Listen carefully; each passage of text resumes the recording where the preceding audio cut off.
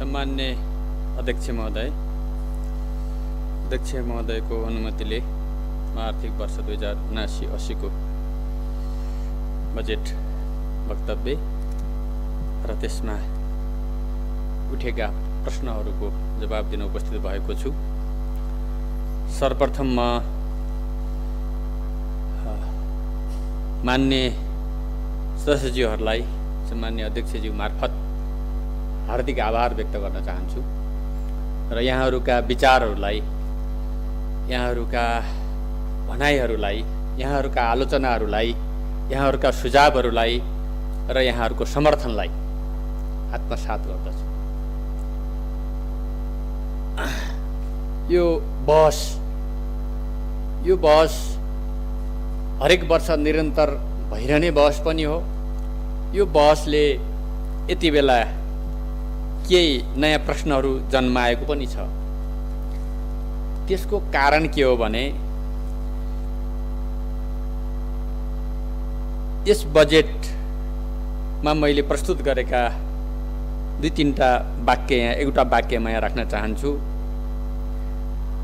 प्रस्तुत बजेटलाई आयातबाट उत्पादनतर्फ, जोखिमबाट समष्टिगत आर्थिक स्थिरतातर्फ र वञ्चितीकरणबाट समावेशितातर्फको प्रस्थान बजेटको रूपमा प्रस्तुत गरेको छु भनेर मैले भनेको छु।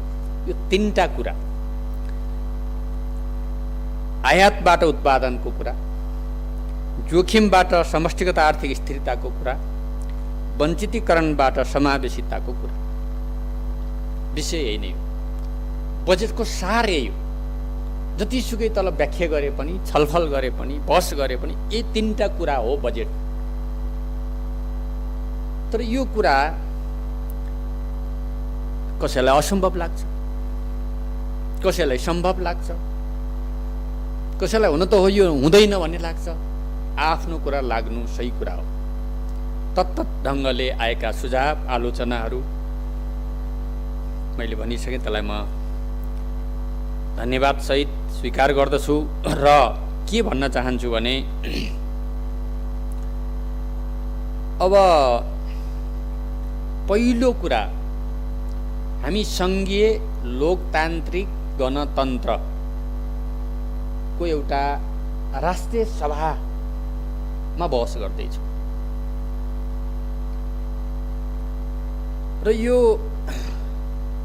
कसरी हामीले यो संरचनामा आइपुग्यौँ, राजनैतिक परिवर्तन हामीले कसरी गर्यौँ भन्ने प्रश्न यसको पछाडि सबैलाई ज्ञात छ।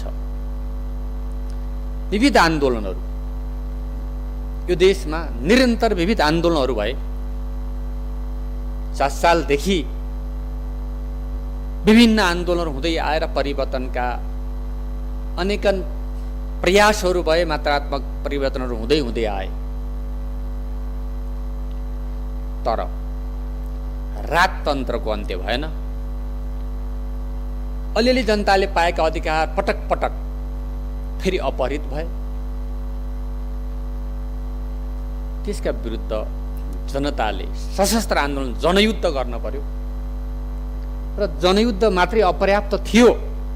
आम राजनीतिक पार्टीहरू जनआन्दोलन र जनयुद्धलाई समायोजन गर्ने एउटा परिस्थिति नयाँ पैदा भयो। मधेस आन्दोलन उठ्यो, जनजाति, महिला, दलित सबै उत्पीडित वर्ग उठे, जुर्मुराएर एउटा जनयुद्ध र जनआन्दोलनको एउटा संयोगबाट हामीले राजनैतिक प्रणालीलाई बदल्यौँ। यो के पुरानो त्योभन्दा पहिलाको संसद हो? यो के राजाको नेतृत्व भएको संसद हो? इमारत होइन, यो सङ्घीय लोकतान्त्रिक गणतन्त्र हो। यसको मूल मर्म समावेशी लोकतन्त्र हो। सामाजिक न्यायमा यो आधारित छ। यसले सामाजिक न्यायलाई स्थापना गर्न चाहन्छ। यसको सार यहाँ छ। यसको लागि कसरी भन्दा वामपन्थीहरू एक्लै आन्दोलन गरे, अरू प्रजातन्त्रवादीहरूले आफू एक्लै आन्दोलन गरे, आफ्ना आन्दोलनहरू पनि भए। तर नेपाली जनता, नेपालको आवश्यकतामा वाम लोकतान्त्रिक गठबन्धन अझ भनौँ त्यति बेलाको गिरिजाप्रसाद, स्वर्गीय गिरिजाप्रसाद कोइरालाले एउटा समग्रताको नेतृत्व गर्नुभयो। माओवादी पार्टी अध्यक्ष प्रचण्डले एउटा विद्रोह पक्षको नेतृत्व गर्नुभयो र त्यसको समायोजन गरेर यो स्थापना भयो। त्यसपछि विभिन्न अभ्यासहरू गरियो। वामपन्थी मिलेर यो देश बनाउने भन्ने अभ्यास भयो। त्यो अभ्यास टिकेन, चलेन। त्यसले कुन दिशातिर लग्यो म त्यतातिर अहिले भन्न चाहन्न, सबैलाई स्पष्ट छ। र अहिले फेरि जो गठबन्धन बनेको छ त्यही आन्दोलनमा जसरी एउटा समझदारी सहमति गठबन्धन भएको थियो, स्वर्गीय गिरिजाप्रसाद कोइराला र अध्यक्ष प्रचण्डले त्यति बेला लिनुभएको जो लाइन थियो त्यही नै सही छ भन्ने कुरा प्रमाणित भयो र अहिलेको गठबन्धन बनेको छ। त्यो गठबन्धन पुरानो संसदीय राजतन्त्रात्मक संसदीय व्यवस्थाको कुरा गर्दैन। यसले के गर्छ भन्दाखेरि समावेशी लोकतन्त्रको कुरा, सामाजिक न्यायमा आधारित समाजको कुरा गर्छ। संविधानले हामीलाई त्यो निर्देशित गरेको छ। यो हाम्रो संरचनात्मक परिवर्तन प्रणालीका आधारमा सबै उत्पीडित वर्ग, जाति, क्षेत्र, लिङ्ग र समुदाय, सबै भूगोलहरूलाई संविधानले दिएका अधिकारहरू, संविधानले प्रदान गरेका अधिकारहरूलाई कार्यान्वयन गर्नका लागि एउटा नयाँ सोचमा, नयाँ मान्यतामा हामी जान जरुरी छ। अब पुरानो संसदीय मान्यताका आधारमा विरोधका लागि विरोध, सहीको पनि विरोध, गलतको पनि समर्थन गर्ने मान्यताबाट हामी मुक्त भएर यो समावेशिताको मान्यताबाट गलत पनि हुन सक्छ यो बजेटमा त्रुटिहरू पक्कै पनि होलान्। म भन्दिनँ 100% त्यहाँ सबै कुरा सही छ भनेर, होला त्रुटि, तर के असल पक्ष छैन। त्यसकारणले हामीले यो अहिले देशको आवश्यकता हो कि होइन, आज देशलाई आवश्यकता हो कि होइन, आज एकातिरबाट मैले सुनिरहेको छु कि देश सङ्कटमा छ, ठुलो सङ्कटमा छ र यो सङ्कटलाई अहिले समाधान गर्दैन भन्ने प्रश्न उठिरहेको छ।